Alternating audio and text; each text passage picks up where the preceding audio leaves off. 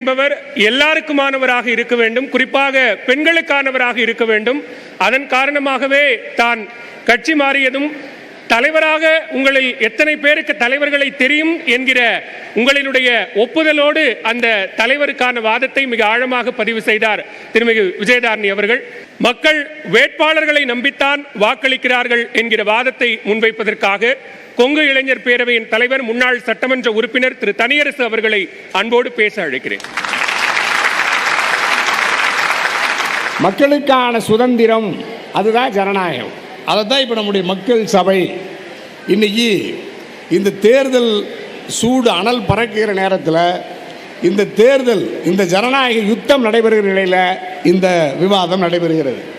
கட்சி, தலைவர், வேட்பாளர், இதில் யார் முக்கியமானவர், எந்த அழகு வலிமையான பங்கு வகிக்கிறது என்பதில் நம்முடைய டாக்டர் அம்மா, நம்முடைய மேனாள் சட்டமன்ற உறுப்பினர், பாஜகவினுடைய முன்னணி தலைவர் விஜயதாரணி அம்மா, அதே மாதிரி இங்கே வழக்கறிஞர் முருவேலையா, குண்டாச்சி எல்லாம் சொன்னாங்க. நாம் சொல்லலை.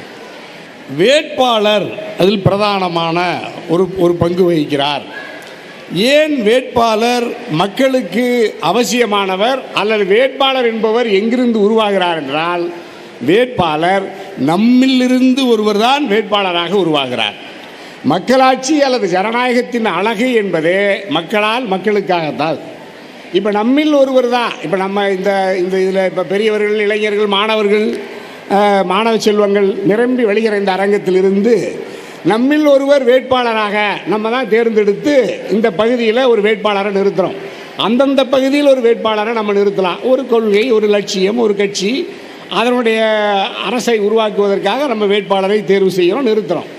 அந்த வேட்பாளரை பல கட்சிகள் நிறுத்தும். அப்படிப்பட்ட வேட்பாளர்களை பல்வேறு கொள்கைகளை கொண்டிருக்கிற, பல்வேறு சித்தாந்தங்களை, கோட்பாடுகளை கொண்டிருக்கிற தமிழ்நாட்டினுடைய அல்லது இந்தியாவினுடைய அல்லது உலகத்தினுடைய பல கட்சி ஜனநாயக முறை அமைவு இருக்கிற நாடுகளிலெல்லாம் எல்லா கட்சிகளையும் வேட்பாளரை நிறுத்துவாங்க.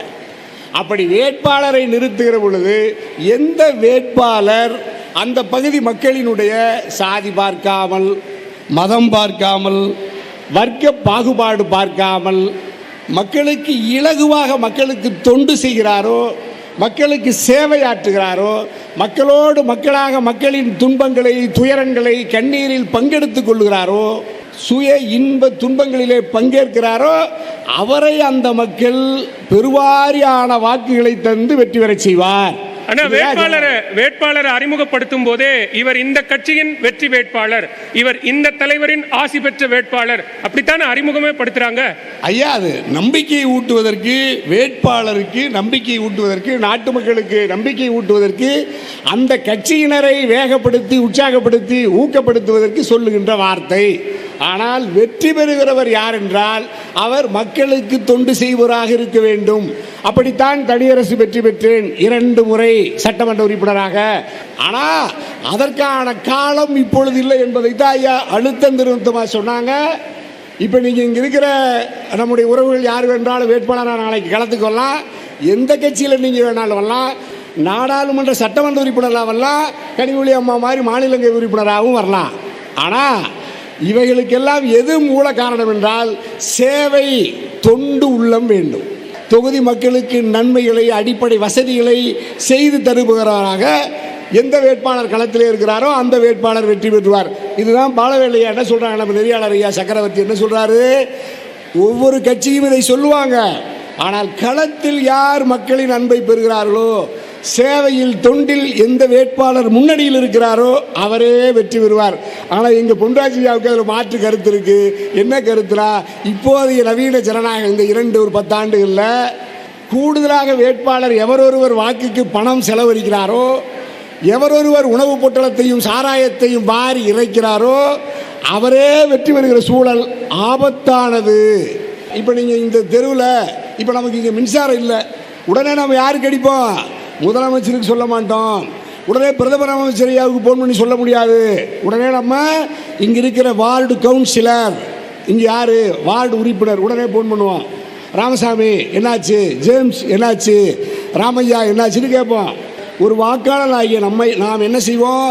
நாம் யாருக்கு வாக்களித்தோமோ, எந்த வேட்பாளருக்கு வாக்களித்து அவர் வெற்றி பெற்றாரோ அந்த வேட்பாளரை நாம் உடனே தொடர்பு கொள்வோம். அந்த தொடர்பு கொண்ட மக்கள் அனைவரினுடைய தீர்க்கப்பட வேண்டிய அனைத்து விஷயங்களையும் தீர்த்திருக்கிறோம். அப்படித்தான் விளவங்கோட்டில் சகோதரி 3 முறை வெற்றி பெற்றாங்க. இதெல்லாம் மக்களுக்கு நாம் செய்கிற தொண்டு. அது வேட்பாளர் டாக்டர் கலைஞர் குளித்தலையில் முதலாக போட்டியிடுகிறார். முதல் தேர்தலிலேயே வெற்றி பெறுகிறார். 13 முறை வெற்றி பெற்றார். அவர் வெற்றி பெற்றதனால் அந்த கட்சிக்கு தலைவராகிறார். ஒரு வேட்பாளர் தான் தொடர்ந்து மக்களின் ஆதரவை பெற்று வாக்குகளை பெற்று மக்கள் பிரதிநிதிகளாக வருவதனால் அவர் அந்த கட்சிக்கு தலைவராகிறார். அப்படித்தான் வர முடியும். மோடி ஐயா எப்படி வர்றாரு? மக்களின் அன்பை பெறுகிறார், வெற்றி பெறுகிறார், சட்டமன்ற உறுப்பினர் ஆகிறார், நாடாளுமன்ற உறுப்பினர் ஆகிறார், முதலமைச்சர் ஆகிறார், பிரதம அமைச்சர் ஆகிறார். அப்படித்தான் ராகுல் ஐயா வர்றாங்க, அப்படித்தான் சோனியா அம்மா வர்றாங்க. இப்போ எல்லார்த்தையும் தெரியுமான்னு விஜயதாரணியம்மா கேட்டாங்க. ஆனால் உங்களுக்கு சோனியா அம்மாவை தெரியுமா, சோனியா காந்தி தெரியுமான்னு கேட்கல. கேட்டிருந்தா நீங்கள் 100 விழுக்காடு கையை உயர்த்தி இருப்பீர்கள். ஆனால் மோடியை தெரியுமா என்று கேட்ட எங்களுடைய சகோதரி விஜயதாரணி அவர்கள் நீண்ட காலமாக பயணித்த காங்கிரஸ் கட்சியினுடைய தலைவர் சோனியா அம்மாவை பற்றி கேட்கல. இந்தியாவுக்கு தேவை நல்ல வேட்பாளர், நல்ல வேட்பாளராக இருந்து நல்ல கட்சிக்கு தலைவனாகுவது.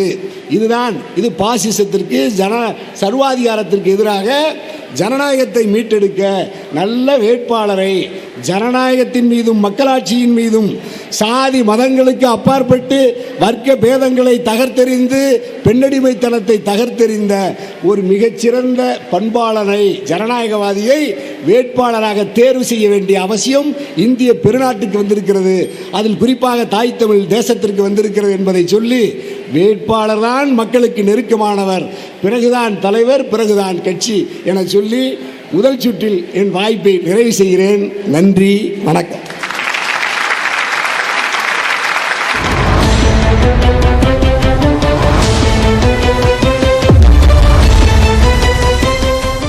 ரட்சிக்கு